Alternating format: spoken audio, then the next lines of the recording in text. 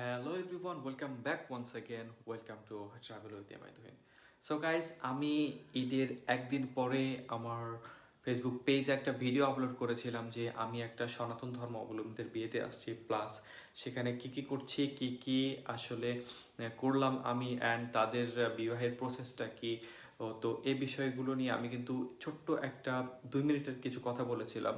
তো বলেছিলাম যে সেখানে যে যত দ্রুত সম্ভব অ্যাজ সুন অ্যাজ পসিবল সনাতন ধর্ম অবলম্বীদের ভিডিও আসবে। অ্যান্ড আজকে সেই ভিডিওটার একটা ইন্ট্রো পার্ট এইটা বলতে পারেন। তো আজকের এই ভিডিওর মাধ্যমে আমি আপনাদেরকে একটা বিষয় ক্লিয়ার করে নেই ফার্স্ট, যে কারণে ফার্স্টে ফেস ভিডিওতে আসা, নাইলে আমি ডিরেক্ট তাদের ভিডিওটাই দিয়ে দিতাম আপলোড। তো মূলত আমি একজন মুসলিম হিসেবে আমার আসলে তাদের বিয়েতে যাওয়া হয়তো বা ঠিক হয় নাই, বাট ওই যে একটা কৌতূহল থাকে না যে জীবনে কিছু মানে সব কিছু নাকি দেখতে হবে। তো এরকম একটা কৌতূহল থেকে দেখতে হয়, এরকম একটা কৌতূহল থেকে আমি আসলে তাদের বিয়েতে গেছিলাম ঈদের একদিন পরে। তো স্থানটা ছিল হচ্ছে ছেলেটা হচ্ছে আমাদের বলতে পারেন যে পাশের এলাকার বা আমাদের ওর বাবা আমার পাশে বিজনেস করে আর কি। তো সেই সেই সূত্র ধরে আমি আসলে সেখানে ইনভাইটেশনটা পাই। অ্যান্ড আমার সাথে আমার কিছু ফ্রেন্ডও ছিল। ক্লিয়ার করি যে হয়তো আমার এখানে ঠিক হয় না, প্রথমে আপনাদের সবার কাছ থেকে ক্ষমা চেয়ে নিচ্ছি।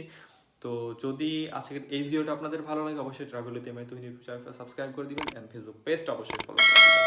অ্যান্ড তো প্রথমেই স্থানটা ছিল হচ্ছে দিনাজপুরের ঘোড়াঘাটের কোনো একটা প্রত্যন্ত অঞ্চল, আমি আসলে নামটা সঠিক বলতে পারছি না এখন। তো এরপর সেখানে গিয়ে আমাদেরকে মানে মেইন রাস্তা থেকে অনেকটা ভিতরে যেতে হয়। অ্যান্ড সেখান থেকে আমরা যেটা করি, পায়ে হেঁটে প্রায় 3 কিলোমিটার পায়ে হেঁটে কিন্তু সেই মেয়ের বাসাতে গিয়ে যাইতে হয়েছিল। অ্যান্ড মেয়ের বাসাতে যাওয়ার পরে তো আমরা দেখলাম যে প্রথমেই বরণের একটা আনুষ্ঠানিকতা। তো আমাদের মুসলিমদের বিয়েতেও আমরা দেখি বরকে নামানোর সময় কিছু একটা দিয়ে নামাতে হয় গাড়ি থেকে। তো সেরকম সিম্পল কিছু একটা, অ্যান্ড সেখানে সিম্পলের ভিতর তারা একটা যেটা করছে, তাদের একটা বরণ ডালা রাখছিল, তো যেটা দিয়ে তারা বরকে বরণ করে গাড়ি থেকে নামাবে অ্যান্ড কিছু একটা গিফট করবে। তো ওকে। অ্যান্ড এরপর যেটা হয় আর কি, এরপর গেটে যাওয়া হইলো। গেটে গিয়ে বরকে নিয়ে তারা অনেক হই হুল্লোড়, নাচানাচি, অনুষ্ঠান, বাজনা, আরও অনেক কিছুই আমরা দেখলাম সেখানে। অ্যান্ড এরপর আমি চলে গেলাম কনের বাসার ভিতরে। গিয়ে দেখি একটা একটা মণ্ডপ সাজায় রাখছে কলা গাছ দিয়ে। তো কলা গাছ দিয়ে মণ্ডপ সাজানো রাখছে, অ্যান্ড কিছুক্ষণ পর আমাদের কিন্তু খাইতে দেওয়া হয়।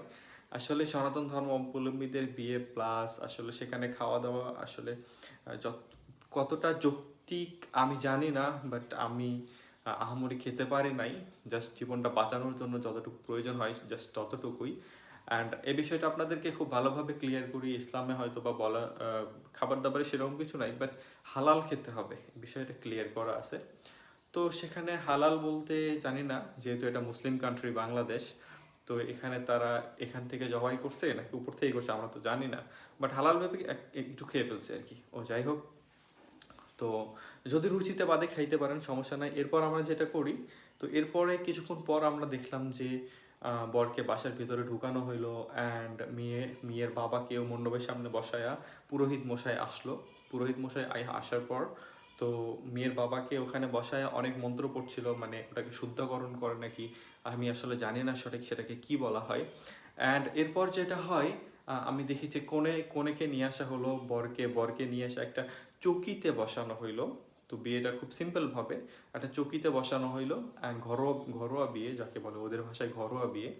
তো চৌকিতে বসানো হইলো, বসানোর পর যেটা দেখলাম যে কিছুক্ষণ পর কনেকে নিয়ে আসা হইলো, তাদের শুভ দৃষ্টি হইলো। অ্যান্ড কনের দেখলাম যে আপনার কি বলে আশীর্বাদ হইলো। আশীর্বাদ নাকি তাদের আগে করতে হয়, কিন্তু এরা আশীর্বাদটা করছিল না, তা বিয়ের লগ্নতেই তারা আশীর্বাদটা কমপ্লিট করে। আর বিয়ের লগ্নটা ছিল হচ্ছে 10টায়, আরেকটা হচ্ছে 12টায়। তো বিয়েটা কমপ্লিট হতে হতে প্রায় ভোর 4টা বেজে গেছিল।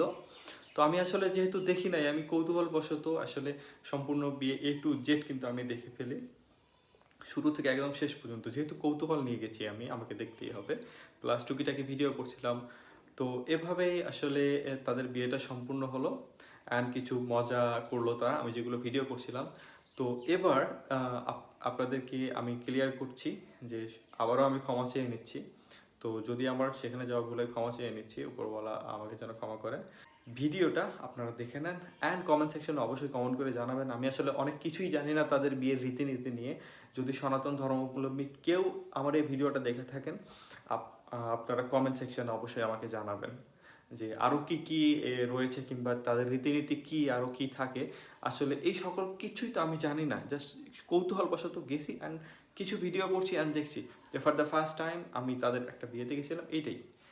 তো আমি এখান থেকে বিদায় নিচ্ছি, আর সম্পূর্ণ ভ্লগটা আপনারা দেখে নেন, আশা করি ভালো লাগবে।